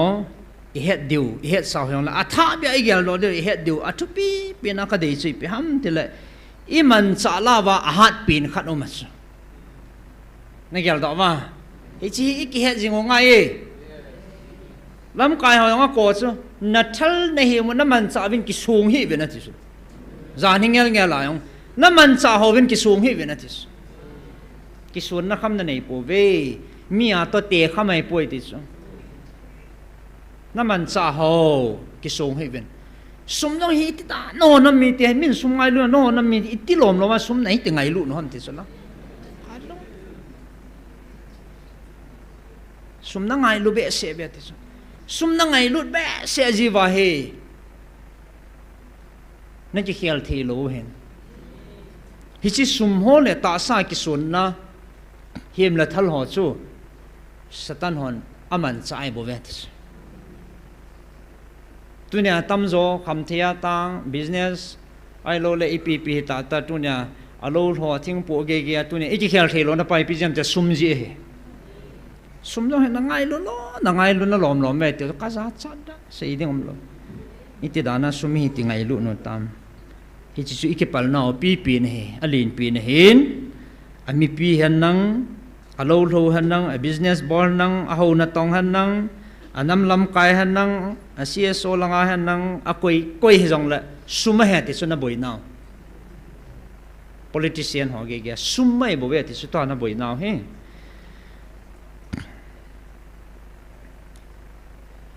ya chutunia iman sa la wa ahat pin panoi le sina man sa la ahat pin se ipiham tia le e se piu chu mil hi puma taw na he hallelujah na ta san nawa mo lunggil ta mil hi puma taw naman hi man sa ne la wa ahat pin he ti na no menam anom lo tam pium kit disu inam suma ki vele ata sang lo tam pium disu athua wang inop so ke deu chu ata he chi ata thani chung nung he taw na in til iza kai chi khial sa thi etis cha chi mit li pumai lai i taw naw hin i za se jong le phan tu chana i ma wan naw le tu chana gal nei lo bang ium naw he i taw naw ga he hallelujah pathin alungal hia le gal he bang si so yong le num ta chamna len sa the he ki chai ying adang i pi di ong pathin kho nam chula anam de lan Israel te jong apui da ni vet na le Bible thi sima i mu de we alung ta ting le amo sang gal ha no atil do ba asoma za sang asoma sima ain kho beya ama lung lama hong ke hei ting labo asu dam jizia tunya mit hi puma i taw naw hi iman sa lawa hat pe ne ti su mil lo diu taw na hi ai thim cheng be hen tang lowa ha lawa i taw jing diu he ti tunia ik tip nom naw thu pi pe na he hi chun a kho sa dano i ho sang kho sa vin enam lam kai ho tunia nam lam kai abon in sei the hi zong le bathinin sim theya iza chang tia akithan do amo changa zawa le nam lam kai min puwa chu a hup zo hi so ups lam kai na zam ta tunia ilam kai pu president pu hen na to khom pi za pu german ho hen taw na ho sa taw na thil bol the ti ta san na zal taw na akibul phu wa taw na atu dat pau hi i ham phat naw lin pe ne amo jong ha tawai taw pi deu he he tabang pathin thu kho sa pathina chingam lam kai phai nei jivinam ho zalena velin tunin pa pathini thangwa bin he abana adang hi ipiham tele adang chu het lo ding ai tai kan sei ta lo de dang hi chan chu tu nya e hon i het diwa pha ka sa chang hen tin na poi mo chi e tai na he ya chu ikitu deu pathina dein ikilung khat deu dein ama a kho sa dinga dein mit hilung puma i taw jing deu he pathin thu pi hen enamo dam na dinga ale galu zona dinga mansa hat pe na he ti pasumil po hitin so mon tinaum ho jong tawna na stai panjing deu he ti su kan tip na no mentin mi ham phamo mong he ve e hon nam mi te he pathini hi naw ta tu in hin wedding hele tunya khan thei jong he po hitin min pha thei jong he po tin pathin phat na zal bo he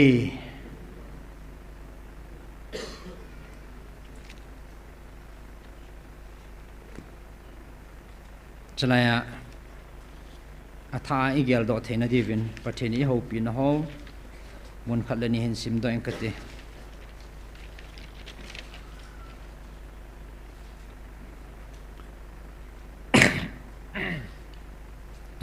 April 2026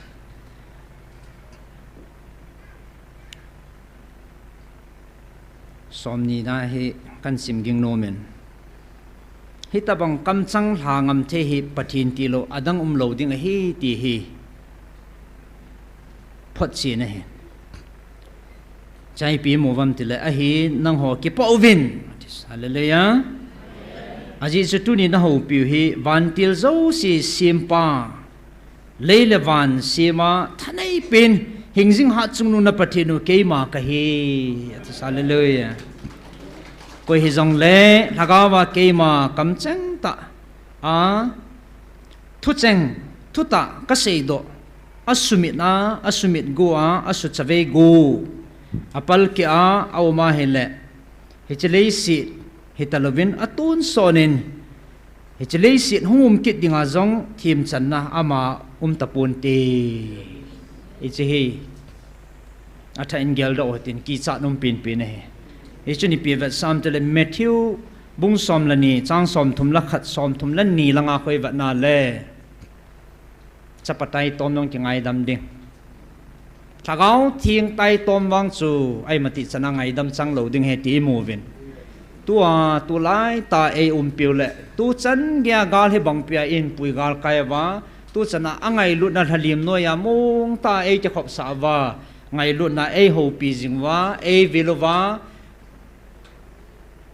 e viang tu he koi ham te la thagau thieng pathinin thagau pha na thagawa e vilova e ho piu he zin koi tapo he che thagau tai tom kha kidam kha athu ho su chave kha au ma le he chlai he ai mati tun so na ngai dam chang lo ding ha ti he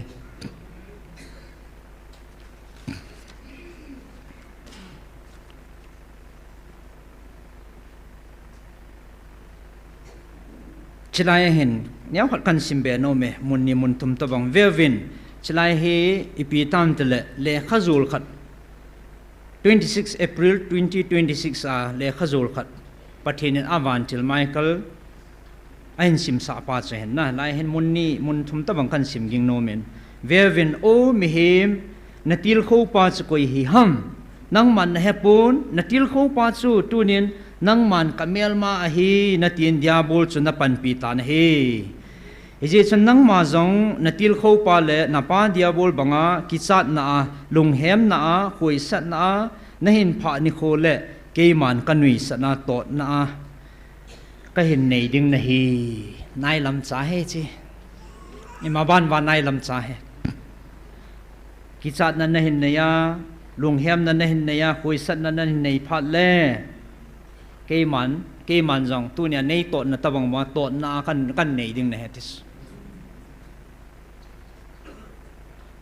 ani na chu vevin o mihing cha te ho ke man kanam de than tia kanam khat ka than ting le ka tun ting le ke man kanam mi te zong ta sa gal ka nei sa in ke ma ta in zong gal ka nei e tin hat chunung pathinin asune ti suna aji chu hi chi gal chu kami te chunga thungdinga hi aji chu gal nei lo chun zalen na amupun pachan na amupun lothen na amupun gal zon na zong achang thei pu na hi tunia itup ide ho zalen na ai lo la pachan na lothen na gal zon na ine na di wa chu hi chi gal ho hi pathinin ain hlun sa gal zon na ine na di wa chu pathinin e pui jing wa e ho pi jing o hin his gal zone chu ko ya ham ti chu heaven thaga wa zong gal na ne yovin na pau ke ma alpha le omega ha chunu na pathinu ke man gal ka zo ding a hi aji chu kathan ka cha ta sa bo na hiu le ta sa bo gal na nei dio hin thaga wa bo na hiu le thaga wa bo gal na nei dio hin tu ni nang hon vevin ta sa le thaga wa ka cha na hi jivin ta sa zong na ne yovin thaga wa zong na ne yovi dunia galan ni ai neu so epizin ta sa le lagawa pathin sa hiu phat chet na he ahin hijiwa galzo pa hat chungnu na pathin hat chungnu na pau keima hichi ani a na chungwa kathan le ka ngai lut ka cha te nang ho ngai lut na in ani a gal ka zo dinga hi vevin nang hon na ki het chin po vevin ngai zuvin dunia egal zona thei sun sunu lampi sun chui piam tile in neyu e ho i belo hing jing ha chunung i pathi no hi lampi inei sun sunu he tai adang gal zona ding lampi dang inei po ve ti he tunia nammi ten atha be gal do wa pathinin i pi ham ho ding ai gun piu ti he no wa na chi khel po ve atin ade de a hislai mo na ho jing jong a chi khel lo na om ve ti so ati jing he so pite ho e ho jong atha ben e mai pathin masanga i thun ting le i fial na lo di vin tunin ki khol phau ti pathin masanga mai phavet nam hi e a hi chat ai chat hi jing tu nia nang le ke chu ikidei sa le pan si sanum thei chu pathin masangai pha le chum thei lo lagau theng vil na ki chi ta la ya he ei khul chil jiu chu mai phavat nom lo chu to ai ige lo hi bang lo ve he ige lo bang lo he ya chen ki khial po ve tin ivat na le het thei changa ki khial nei nei po ve za ni khan min la dung ngal la kholang ka chi wa la khusung kal hei na wa chu ka ni mu ni ke pho chu alei to la san boi pi na ke pho ve lam pia ka ke to pi go lang chapa boy ho na chon lo wa ipi na ga bon ta ka ni mu ka ga la sa khau dim se nan po Isu lo ho thing po gam sung ki su thing ve nang no hong ki su thing ven ati pa yong he izui po ve ne chi khial nai po ve na chi khial po ve tia za ni ngel ngel en jong lo le ai zu na dim set ve ti za ni la dong new se ve na yong le akrol man to ki man adim set na lai jin chela dong a thei le la zu tam pi jong het thei changam na lai open ta ane akhama rehab center asanga za uma lutup zo lowa lamwai tampi adon ding lo tabanga achave mu thia ki khial nei nei po ve ichi pi ti ne maban ho asa that na lai tunia pathin ni banga ngai lut kam changa evil na ho tot nup na ne ya de market chat lo tua gal pa hong thung ding ati hong thung ta ai chang he no se ngai he ka he nai tia tot nup na eng nga dim set hi tabanga tot nom na ngai nei teo hi imaban pau hi ei se piu ta chu ha san na hong thong de ilung ta wa le ilung ta ta to wa ei mi te hi ha kya hung ki sat wa building be hi la mai mun da mai mun tabanga khoi hung pha no yung kha do yu chu hu pathi ni ti pan ho chu neu khat thuong nup thi ma le ei kinung ngat le inup no ma ki son beijing ha lungang lungi ma gal jong he na satwa he ama sapa i diaw lo wa le aban he double hong eding ti nei cha a pick up he hong ki bedding ha sat ne hong ki bedding thu ha sa he kil jong hong la ve ta ni ti lo chal wa le a sei sa he ma sang evangelist na open ta sei ta sama na sei le ki chi chama sei jing he na e ki sanu na nung du chat na pa no na hong thun diu ni khu he hong thung de he ti chu pha long ki gal do ta vin na te ti chu ki het le hana phajing e na izin tu nya a chai na ka sei no mu chu pathin ko no hi izawa pathin in adei pa he pham ti hi pathin dei lama enam piu a ki khial ding pa he pathin phat thei nei chan wa igal zon de sun chu he ti he chaina kan si no mentin a chaina ding in pathin tu bible samon khan in sim do engkating chiting le tao khom na neo hitin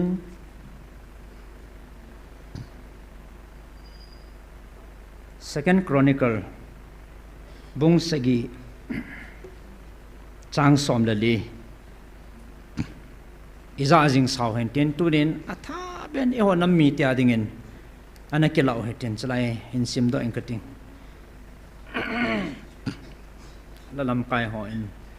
pathin wa chaina ding la kha in su to pi vintin hin sim nge Second Chronicle mung sagi chang som le li ke ma mina chi ko sa kami te chu ahong kineu sa theizawa taw na nei zawa hitia he ke ma ang sung a hin hol theizawa athil si bol na wa ko na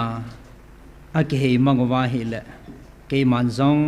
wana ko na ka hin ngaya a chon si naw ka ngai dam ding chule agam sungu kadam sa ka phat sa ding a hi ati pathina thu phat theibu pi vintin chlai hi gil ka sama ma jingin tu lai ta ina modin mon hi evana le aki tu le jingin ke ma mena che ko sa atin pathinin kichi ta in ka ko na hi ve no nam mi te ka nam de lan ne ve tin ai thim hon iwang pha ven wang phai ki sa ven pathini thangwa ven ke ma mena che ko sa kami te su ahung ki neu sa wa ati hen pathin ang sung bel na ding ai ki neu sa nga in so pite ho ahung ki neu sa wa taw na nei wa atin tunin mi hiza di taw theven pa pathini thangwa ven hitia he ke ma ang sung a hin hol theiwa athil si bol na wa kuna akhe mangwa hi le atis tunia pathin de lo thil se tampi inampiu pathin de lo ibol ha kuna ikhe mang deu hi pathin avel vel nei sei pi tawin lung helotin ilunggel pathin lama ke hei tau hitin pathin ang sung bel tau hiti hichi la pathinin inamu anasa egamu anasa asu dama atun ding ding he ti kichi ta pathin tua ko na emo hintin pathinin tunya ikeman sa na hova mim hina sekil se balam khale engai dam vintin athua ekitil kho na ho inam pi wadin patheibu pi vintin sele adi dia tu chana pan la jing ho chunga pakai min na vel velin ke pa thu kan sein pan la jing theidin na bon chamin pathin phat theina bu so ke yo han jini bon chana na ding kho motin pathin alung theina pen wa chai ding alom i pathino longil ta le lung na chim ta en pathin wa chai kho mohitin tuni namlam kai ho ding inam sungwa kham thei ho lagaw mang thai ding ho gel do hitin nam dam na ding in taw na neo hit Hello. Hello. Olo pipen. Hallelujah. Hello.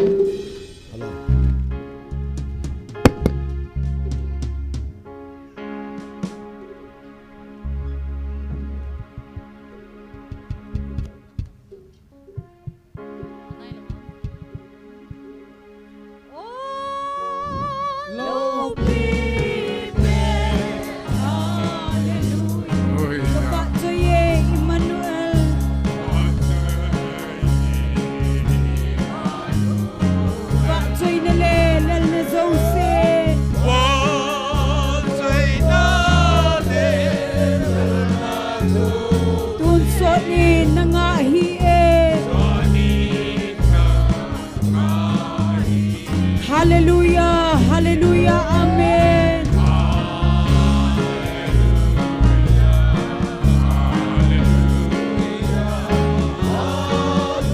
Hallelujah, hallelujah, amen.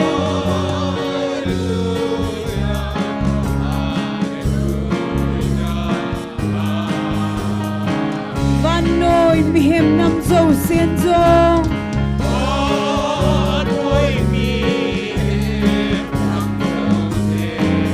Til te to lung ka din lo nei hat now na ti san zalin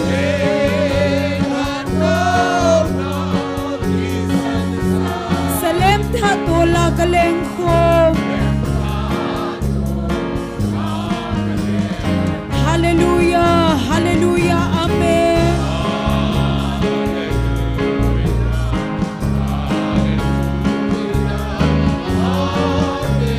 Hallelujah, hallelujah, amen.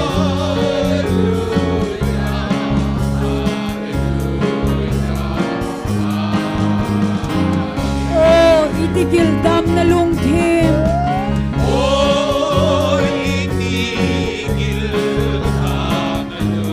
Iti santam na lungsik na, amen.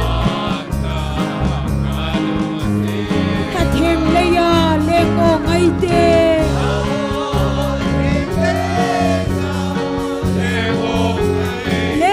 Pavin say pong zolo.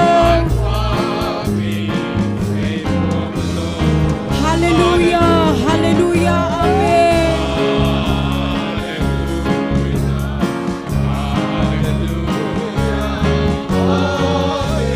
Hallelujah, hallelujah, amen.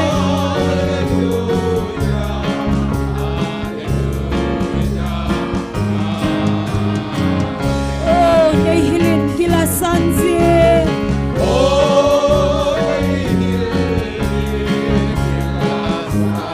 Gan kuang le sabsin na thingsu. Bana lelu khuto kiso.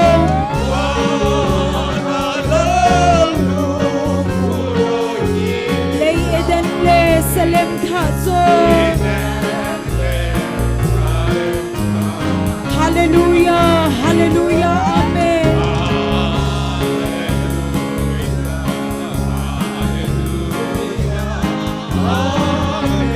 Hallelujah, hallelujah, amen.